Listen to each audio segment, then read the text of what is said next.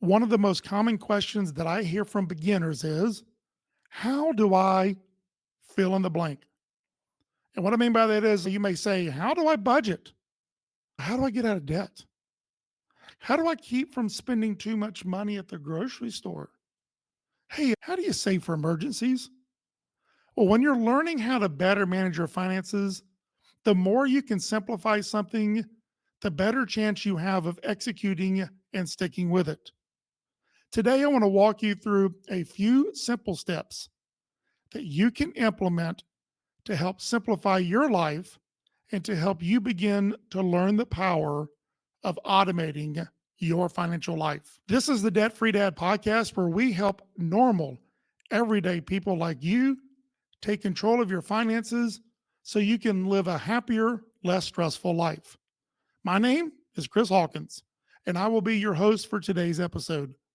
From 2005 to 2008, my wife and I paid off just under $100,000 in debt and have been debt free except for our house for over 15 years. In a recent podcast episode, I shared with you the 9 financial principles that I believe everyone should follow. And of those, today I want to walk you through a system that can immediately help you with 3 of those, and maybe even down the road a 4th. So, what are those 3 financial principles? Well, number 1, have a plan for everything. Number 2, protect yourself from your own worst financial enemy, which is yourself. And 3, let banks work for you. You don't work for banks.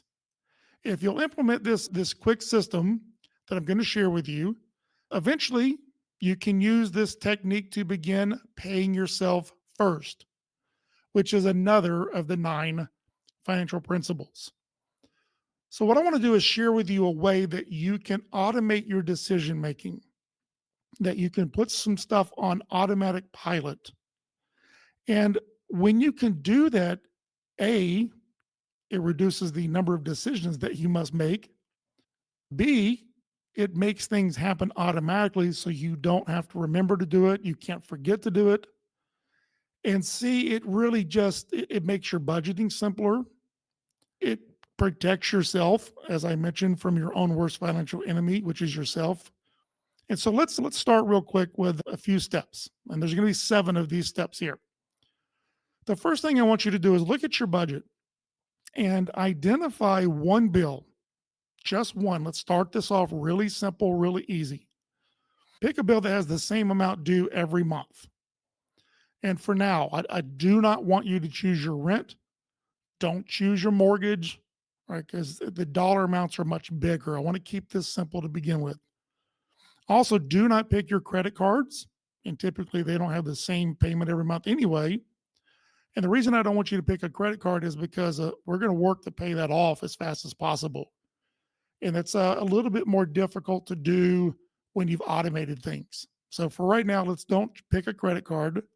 And for the same reason, ideally, don't pick your car loan or one of your car loans.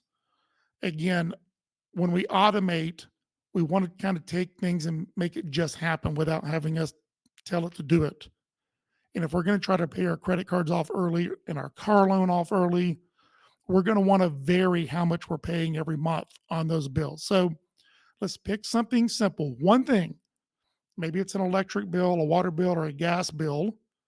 If you're on a levelized billing plan, meaning you've worked out with the electric company that even though the amount you use changes every month, what they're going to bill you does not. Okay. So it can be electric bill, a water bill, gas bill, maybe your home phone, cell phone, internet bill. Maybe it's tuition for private school, or maybe it's the daycare tuition, anything that has the same amount due every month. And then the step number 2, once you've identified one thing, that's it, one thing, is to log into or create an online profile with that company. Most all companies now have some way to pay a bill online. And once you're logged in, look for the automatic payment section and look for what forms of payment do they accept. Most all are going to accept a debit card, Many more will also accept an electronic funds transfer or an ACH payment, which in essence, both of those act like a check. So identify whether they accept one or more payment methods. And I want you to exclude credit cards because if you've been in this program, you know our goal is we want to help you get out of debt and we want to help you stop using your credit cards. So write down, do they accept a debit card? Do they accept electronic fund transfers, ACH payments, and as a last resort, checks? Okay. I want you to write these down because it's going to become important later. All right. Now you can do these two steps in one evening. Shouldn't take you very long. So again, we're keeping things simple here. Step 3 is go into your HR department, or if you happen to work for a very small business, your boss, or maybe even log into your payroll service website, or if they have an app, log into it. So, for example, I own a very small business. I have a handful of employees, including myself. I use an online tool called Gusto as my payment provider. And so they have the ability to log on to their website or to use an app. Okay. So, what you want to do is ask your HR department or the payroll service website that they use or the app, how many different accounts that you can have your paycheck direct deposited into. All right. Ask also for future reference. What types of accounts can you have your check deposited into? So obviously checking accounts one, but can your company or your business or your boss direct deposit money into a savings account, a brokerage account, a retirement account? Again, you're not going to use those right now, but it would be nice to know for future reference. Now, assuming this is a big assumption that you can have your check split into two or more accounts. So, for example, I can have some of my paycheck go into my main checking account and some of my check go into another checking account. Assuming you can have your check split into two or more accounts, inquire what steps you have to do in order to have some of your paycheck go to one checking account and the rest go into another. So again, I know using the Gusto app, my employees can go in, they can set up well over two accounts, and they can dictate how much money or what percentage of their paycheck goes into each of those accounts, and they can do it themselves. In fact, it doesn't even involve me. If they ask me how to do it, I simply show them in the app where to go. Now, again, you can do that today. And if you're listening on the way to work in the morning, or maybe you're at lunchtime, you can do it before you leave. Or at worst case, ask your boss tomorrow, or if it's the weekend, ask on Monday. The point I'm trying to make is so far, none of this should be overly difficult. Okay. Step number 4 is let's go back to that bill, that monthly bill that has the same amount every month. And I want you to take that amount and I want you to divide it by the number of paychecks that you get each month. So if you're paid twice a month or every 2 weeks, you're going to divide by 2. If you get paid weekly, divide by 4. And if you get paid monthly, obviously, well, you're going to divide by 1. And so you're going to get an answer. And I want you to take that number and I want you to round up to the nearest $5. Or if it happens to end exactly in 5 or 0, I want you to add another $5. Okay. Now, this is going to be used to create sort of a buffer and so that your checking account doesn't ever go down to a zero balance. We don't want to risk it going to zero or even negative. So you're creating a little bit of a buffer here. You can even feel free to increase it by $10 or to the next, closest $10. So let me give you an example. If your bill is $121 a month and you get paid twice a month, well, dividing 121 by 2 is going to give you $60.50. So you would round up to $65. Okay, see how that works? So you're going to need this number in the next few steps. So you're going to need it a couple times. And again, this is a step that you can do very quickly. I mean, calculator, division, and by the end of the day, you've got maybe 1, 2, 3, or even all 4 steps done.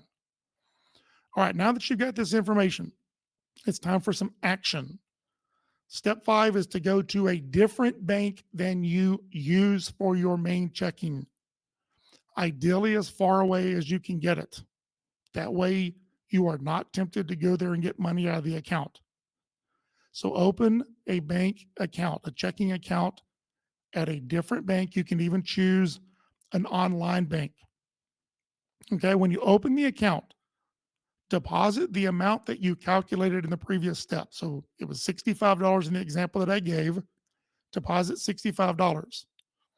Now, if you know that the bill's coming due, say in the next couple of weeks, you might want to go ahead and deposit the full amount. In this case, it would be 130. Because remember, I rounded up to 65, 2 paychecks a month. That would be 130. And deposit that when you open the account.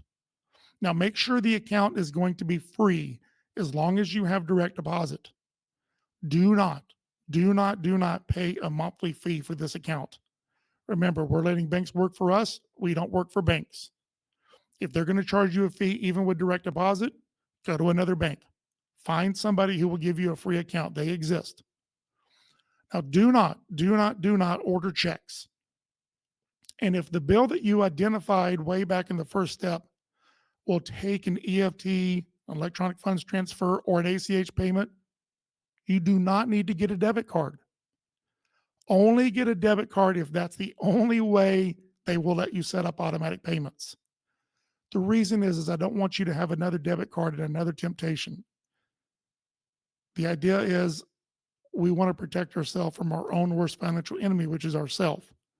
And if we don't have checks and we don't have a debit card, we can't spend the money in that account without going to that bank and removing the money. And that's why it's important to have it as far away as you possibly can. So only get the debit card only if that's the only way to set up the automatic payment. And make sure that you get the routing number for the account number, so that you can set up the direct deposit and set up the automatic payment. So, step number 6, work with your employer to begin with your next paycheck, having that amount, in this case, the $65 in my example, deposited into your new checking account. Now, you may have to complete a form. Your boss or your employer or your HR department can give you that. Or as I mentioned earlier, my employees can simply log into their app, or maybe you can log into your payroll portal and set that up. Okay. The idea me being, I want $65 to go into this checking account and the rest to go into my main account. I hope you're following along with this. And again, that's why you're going to need the routing number and the account number to set this up. And then the 7th and final step is to log back into the online portal for your bill. So let's say it's the electric company. Log back in. You already know what forms of payment they will accept because you looked this up a few steps earlier. And you're going to set up the automatic payment, ideally using the ACH or electronic funds transfer, which is where that routing number and account number come in handy. Okay. As a worst case scenario, again, if they only accept debit cards, then that's where the debit card would become important. But only do this once you know that you're going to have enough money in the account. So don't set up an automatic payment for 2 days from now and knowing that you're not going to have the full amount in there unless you deposited the full amount when you open the account. I hope that makes sense. So it's going to take a little bit of massaging to work this out. So now that you have automated the payment of one bill without the money coming into your main checking account, you've made your life a little easier. You see, you can't spend the electric money on something else. Why? Because it never went into your main account. All right. And once you get the hang of this, you can modify your direct deposit. You can go back to your boss or go back into the payroll portal or the app and just change the amount that you want going into that second account. And that way you can then maybe add the water bill, maybe then you can add a cell phone, anything like that. Okay. And the idea is now your employer is doing part of the work for you. You're protecting yourself from your own worst financial enemy. They are taking part of your paycheck and putting it into a second account. And then you are using that second account to create automatic payments for initially one bill, but ideally second down the road, a second, a third, a fourth, and so forth. And in this regard, you're using the bank as a resource, but you're not paying for it. Hence, let banks work for you. You don't work for banks. And you are protecting yourself from your own worst financial enemy. Why? Because you never see the money. It never goes into your main account. It goes somewhere else that you can't get to easily, and that your bills, your electric bill or your water bill, your cell phone bill, your internet, etc., they are automatically pulling money out of that account to pay the bill. And that has a result of making your life simple, easier. It even makes budgeting easier. Okay. Some people can just now budget based on the money that's going into their main account. And the idea here is the more you can automate things, the more you make things simpler. And the more you make things simpler, the easier it is to execute. And the cool thing about this is you can always add a third account, possibly, maybe a savings account. And now you're going to have your employer put some money into that second checking account, some money into the savings account, ooh, for emergency funds or maybe vacation savings or sinking funds.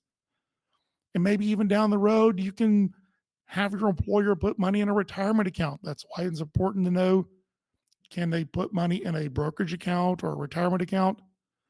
All of these are examples, whether it's emergency funds, savings in a savings account, vacation savings, sinking funds, retirement funds. These are all examples of paying yourself first, which is that fourth principle. And the more that you can take the decision making out of your hands, the more you can automate things, the more simpler it is, the more things just happen on their own, and it makes your execution much, much easier. So the more that you can master this, the less money that's deposited into your main account, right? The more you are sure that your bills are going to get paid, all without you having to do anything.